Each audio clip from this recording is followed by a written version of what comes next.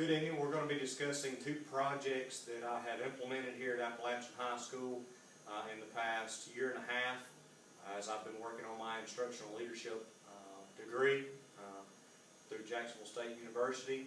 And we're going to discuss a couple of things that we've implemented and some of the outcomes that we have seen from that. Now, really, I feel the most important one that I've worked on has been to increase our grade and our productivity of our students and lower the retention rates of our students in the middle school grades. I've worked on that project in 110, and we found out that our middle school students have a huge issue with failure of at least one semester of a core subject as they're going through either the 7th, 8th, or the 9th grade. It was somewhere in the order of about 46%. And a couple of years, and it dropped down to about 37% in another year that we looked at out of the three. But overall, a real big problem. So we looked at the middle school students. They have an extremely high failure rate for at least one semester. And then most of that coming in history, geography, math, and science.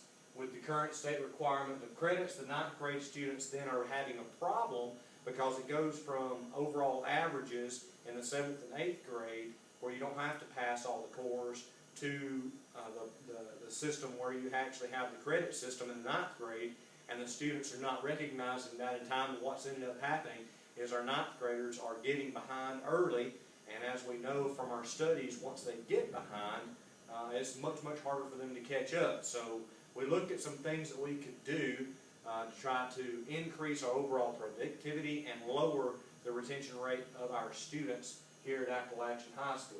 Alright, so the hypothesis, the percentage of the middle school students here at Appalachian who fail one or more semesters of instruction will be reduced during this school year through the use of intrusive preventative interventions, including tutoring, teacher professional development, peer reviews, increased communication between teachers, students, and parents, along with high use of strategic teaching strategies. And all of this has been implemented over the past 7 months or so as we close into the end of the school year. We have had plenty of preventative maintenance, I guess you could say, for our teachers to make sure that we're doing the best that we can, professional development to try to get our grading system to where it's the best for the students. And we've also had increased communication with our parents to let them know that we're doing things to try to help the students with their grades. And we'll kind of talk about how that's morphed and kind of changed into what we're actually implementing here at Appalachian in just a few minutes. The literature review from this that we took away is that basically students that fail one or more times end up multiplying their risk of dropout. And as we all know, with the past legislation that's been implemented and passed for our state and our country, is that our school gets graded off of this, and basically money is retained because of that. But if we look at some of our reading from NAILD, there are 4 main possibilities for increased retention in middle school grades. This could be a life course change, transition to a new school, inadequate preparation for high school, and the high school organization and climate. These last two are really what we focused on here at Appalachian. We also looked at most research points out that students that are retained have poor academic achievement than those that are promoted in the following years, showing the outcomes for the students who are retained generally are not positive. So what we're learning from this is if they get retained once, it ends up lowering their overall productivity down the line in further grades. And we also looked at suggesting that schools should acknowledge good attendance, use high engagement, get extra help for the at-risk students, separate attendance from performance, and use early intervention systems to help the at-risk students. This all works together, should promote success and drop the retention rates. And we tried to take all of this, I did, and try to implement it in our leadership group for some things that we could do. So, here was the action plan, or what we wanted to put in play, which we did over this past year. Number 1, the use of what I originally called a catch-up course for the students that are struggling. This morphed into what we are calling Special Fridays. And our Special Fridays consist of all students that are retaining a 65 average or higher, and every subject get the opportunity to go do something other than academic instruction, core academic instruction, things that they choose to do to try to help them retain those high level of grades, so that at the end of the day, it helps promote them to the next grade. But it gives them an opportunity to do something other than maybe the book work that we have during every classroom, and it's really worked out. Our numbers in this through the third 9 weeks and going into the fourth 9 week dropped from 46% the first week that we had this Special Friday into a 27% bracket. So nearly a 20% drop in the amount of students that were below 65 in at least one core subject. So, overall, what I take away from this is that it's working. We're trying to promote things in the classroom that will help them get their grades up so that they get to do these Special Fridays. And the numbers are not lying. It's showing that our numbers are dropping, which is fantastic. We also looked at increasing communication, which we did. We sent out flyers to our parents about these Special Fridays and what was expected of the students. Try to communicate that through the PTSO. So all of that's kind of worked hand in hand. Improve the instructional content, the practices within the classroom. That's always an ongoing task, trying to make things better in the classroom. Orderly and personalized learning environments for the students. We're always working on that and using as many strategic teaching strategies as possible to help build this content knowledge. So overall, the implementation of the Special Friday, which was the catch-up course, has been fantastic. It seems like morale has gotten better, and the overall retention rate has lowered by about 20%. The standards that this project covered were everything.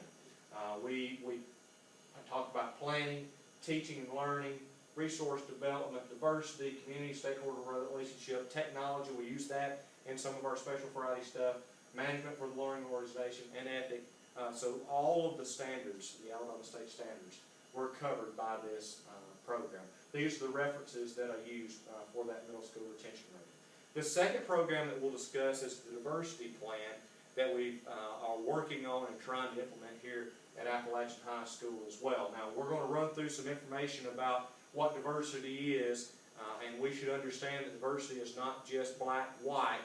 Diversity is anything that makes us different from the next person, whether that is the way our hair looks, or the way we live, or our standard of living. So all of these things make a difference. These are some of the definitions that some of the higher groups and educational groups have. I like the last one here. Diversity is the identities that marks the groups of each other differently. So, I like that last one. But that is our definition of diversity. Here's our mission statement at Appalachian. We believe that all students are entitled to a positive educational experience, strive to provide a quality education through a competent and professional staff, supporting families, responsible students, and an involved community. And all of this works together to promote the better of our organization here at the school. The diversity mission statement goes as this, and this is kind of what we're working on. Appalachian School believes that the diversity of its school community enhances the school's ability to implement its mission. Appalachian School understands the importance of sharing the ideas of multicultural community to better enhance the educational experience. Being able to explore different perspectives, ideas, and points of view are a very important aspect of preparing young minds for today's world. Through multicultural experiences, students will be prepared to make informed judgments, think critically, and grow as human beings. And this is our statement of what we would like to see our students move toward as we implement some of these programs that we'll discuss in just a minute. But all of this works to make a better agreement and organization among all the students here at Appalachian High School. Our goals: to achieve a diverse population, student and faculty, develop strategies to help the students with diverse backgrounds, incorporate diversity into our curriculum, promote the students and faculty to work together on diversity issues, make sure that the school atmosphere is a positive learning environment for the students, and the last one, incorporate diversity learning experiences for our Special Fridays. So we're kind of mixing in both of these plans to kind of work hand in hand. We actually have incorporated this last one already with a bullying class that allowed all diverse groups to come together to kind of discuss issues that they have here at school. So overall, both of these are already working and in play here at Appalachian High School. Some notes. In the past 3 years, the average score for our Hispanic and poverty level student is 16% lower than the students that are not Hispanic or above poverty levels. So it tells you we do have an issue with lower grades. The dictionary definition of this is the state or condition of having little or no more money, goods, or means of support, condition, or being poor. And this is our poverty level. And here at Appalachian, we're running a little bit over 60% of free and reduced lunch. We rank here in Alabama as the 6th poorest state. 19% of our neighbors and 28% of our children live below the poverty line. Blount County has a 16.5% in poverty. Female-headed households with children, 43%, outstandingly high. K-12 free and reduced lunch in Alabama at 58.76. K-12 free and reduced lunch here in Blount County is at 55.34. But look at our numbers. Free and reduced lunch here at Appalachian, 62.61.